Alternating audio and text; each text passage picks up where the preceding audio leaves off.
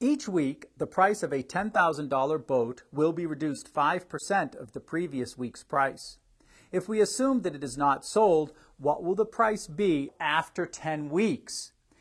So on the board, I've written down what this situation looks like. Week 1, it's $10,000.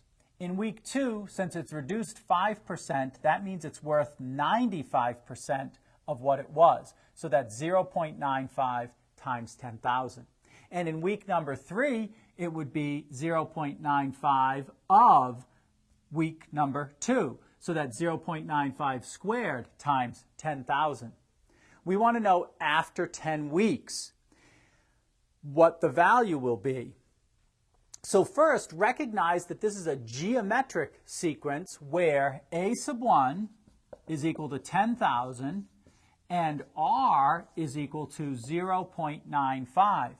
In this particular case, n is going to be 11 because we want to know after 10 weeks. That would be the 11th term then.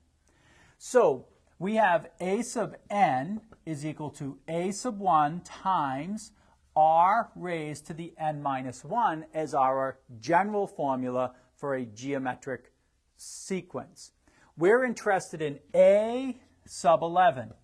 That would be equal to 10,000 times 0.95 raised to the 11 minus 1. That's a sub 11 is equal to 10,000 times 0.95 raised to the 10th power.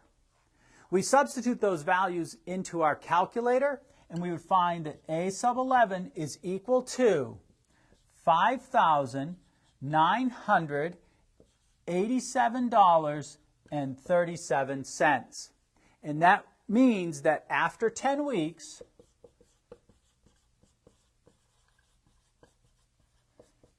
the value of the boat